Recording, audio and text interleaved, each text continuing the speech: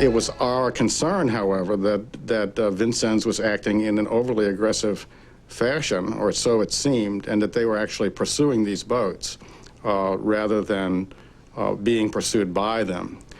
350. Count, the IRGC were sort of a ragamuffin band, if you will. I mean, they were not very well coordinated, and certainly it wouldn't be too difficult to scare them, I don't think, into doing something that was foolhardy.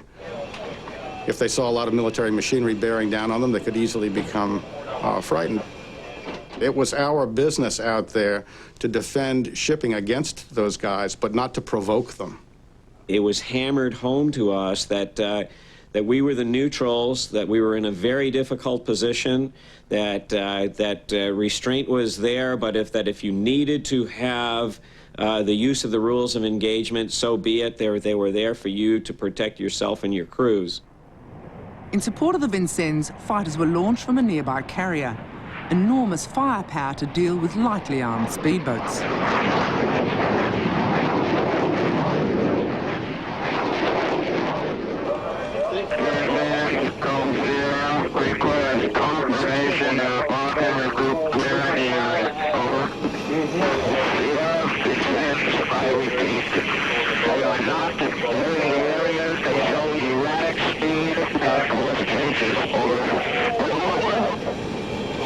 They look like they're closing? No. One appears to be going out to starboard and one's in the middle. I'm just off the starboard bow, has a machine gun on it, 46. Fast move, just off the starboard. The one at 350 is inbound. 350 relative? Relative. Still inbound.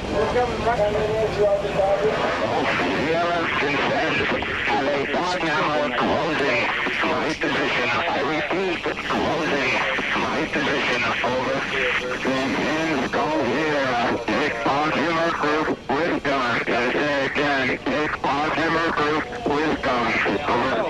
Taking track with guns. Taking one of these with guns. Right out here. Here, Vincennes, opening fires with guns, and then out.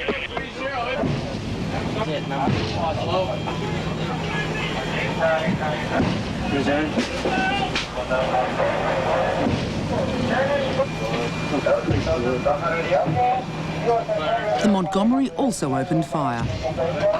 Vincennes has opened fire. Two targets, one behind the other. What's this 068? Is that where Vincennes wants us now? Target now, 10,400 guys. 10 rounds. Inbound. Hey, all stations west, I think we just smoked that guy.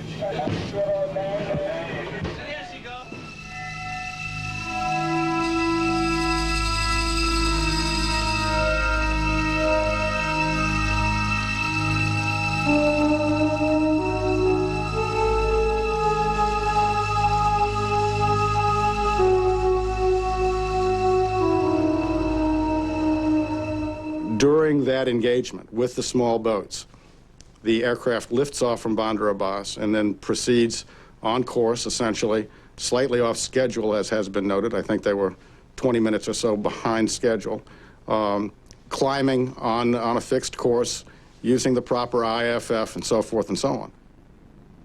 Every aircraft broadcasts its own unique identity by transmitting an electronic squawk code, IFF, identification friend or foe. The Airbus continually broadcast its civilian status. The aircraft was proceeding on a course that would take it directly over the Vincennes position. Recall again that Vincennes was in the middle of a gun battle with these small boats. Now, perhaps a battle of its own making, but firing nonetheless. The Vincennes still carried on firing, though they were well inside Iranian territorial waters. The Airbus was now 24 kilometres along the regular air route to Dubai. It had already been wrongly identified as hostile. The Vincennes believed it to be an Iranian F-14 fighter. You are inundated with intelligence messages projecting the worst-case scenario possible every day of the week, such that if anything happened whatsoever, they could go back to the file and pull out a warning that said, well, we've warned them about that. But life in the Gulf was business as usual. Commerce continued, airliners continued to fly back and forth. If you allowed yourself to focus solely on those intelligence reports without going up on deck, walking around and looking at the reality of life in the Persian Gulf, you could become quite paranoid about threats that didn't exist. But there had already been official concern that tensions might affect military judgment. When I briefed in with the commander of the Mideast Force, I know that a very serious concern of his, as a matter of fact, he said, Dick, the one thing that I am concerned about is shooting down a civilian aircraft. If Captain Rogers believed it was a military aircraft, and if he believed, as we think he did, that it was part of a coordinated effort at that point, a coordinated attack, then in his mind, he could see this as a threat. At this point, the Vincennes had already issued the Airbus 3 warnings. 2 of these could not be received by the civilian airliner as they were broadcast on military frequencies. And the 3rd warning did not identify the aircraft as it failed to use any IFF squawk code. Iran 14 continues to close my position. My intention is to engage at 20 nautical miles unless he turns away. You concur, over. Got a visual on the bug camera between us.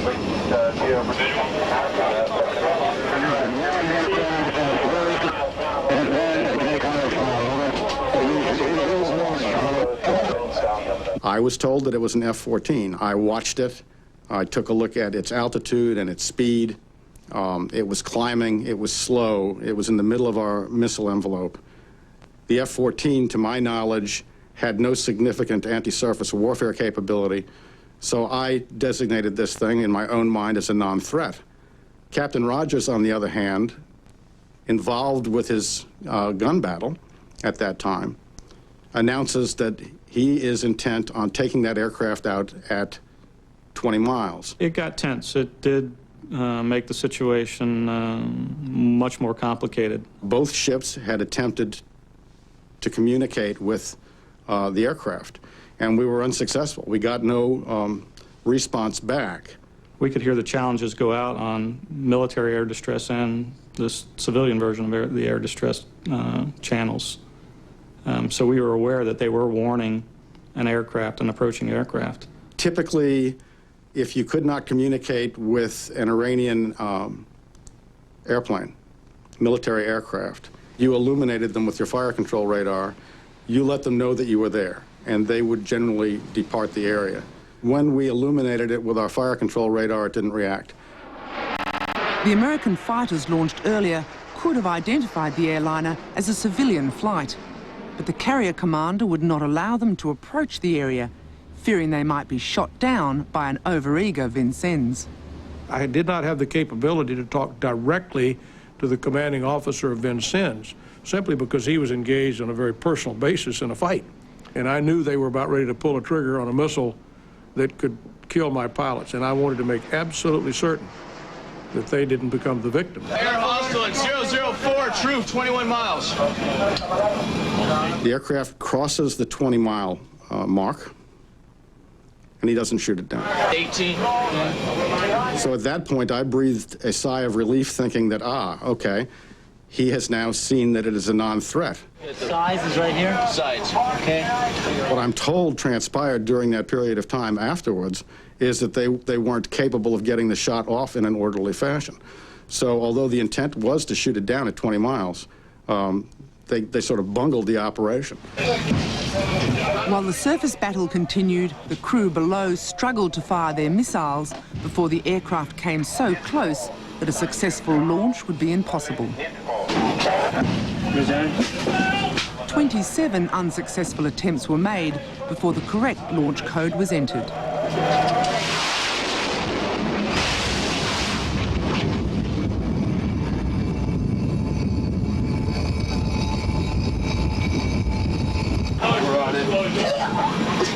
Oh, dead. We had to have got it. That was a dead on. Ethan on is down. It created an uproar on the ship, which was quickly quieted down. Crew Combat, this is Stinger. Do you have any more air contacts in the vicinity? That's a negative, Stinger. No inbound air contact. The Vincennes continued to pound the bog hammers. Have we got a confirmed kill on that one yet, Tom? Well, it looks like it to us, and then the guy was there, and then he was gone. We gave that guy his wish. He went to see Allah. I didn't see a parachute in the plane either. We had individuals who were up in places where they could see wreckage falling, they could see the airplane coming down. It wasn't until sometime later that they described the wreckage in terms that led us to believe that it was not a military aircraft. There was too much, too large. And over the emergency frequency, they heard a desperate Iranian appeal.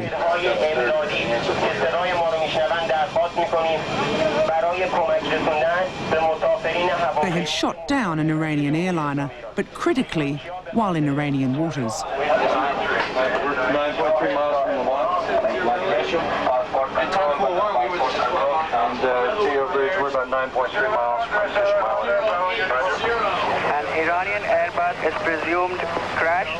Please look for survivors or aircraft wreckage. I can just only recollect the pall that settled over the entire force when it started to become apparent that this was an airliner that was involved. It was just a sickening feeling for the entire rest of the day. I can't ever remember being so dismayed, so depressed, so feeling for all of the people that were involved. It wasn't a very happy day in the Gulf for us, that's for sure. The Sides was dispatched to go close to Dubai to see if they could find wreckage, and they spent a considerable amount of time. There was nothing there. And it's also fairly ironic that the Vincennes is the one that came upon the wreckage.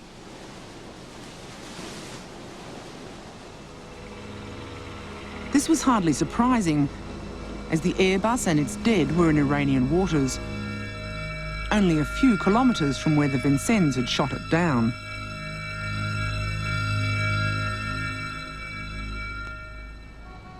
It was the middle of the night when the news was sent to Washington, a time difference of 7 hours with the Gulf. The shoot-down was a major incident with enormous diplomatic implications, and so the Navy had to prepare itself for a rough ride. Admiral William Crowe, chairman of the Joint Chiefs of Staff, was sent out to face the press.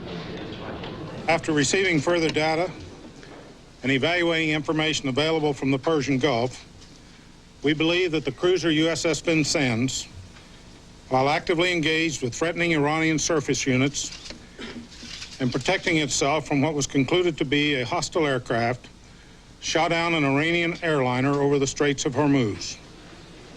The U.S. government deeply regrets this incident. Given the threatening flight profile and the decreasing range, the aircraft was declared hostile. Vincennes fired 2 standard surface-to-air missiles, at least one of which hit at an approximate range of 6 miles. Admiral Crowe presented the facts as the Vincennes had reported, claiming the aircraft had been diving in an attack mode outside its correct air lane and that it had not responded to any warnings. This was the story that the world and America first heard. An official investigation of the incident will be conducted by Rear Admiral William N. Fogarty, United States Navy of the U.S. Central Command.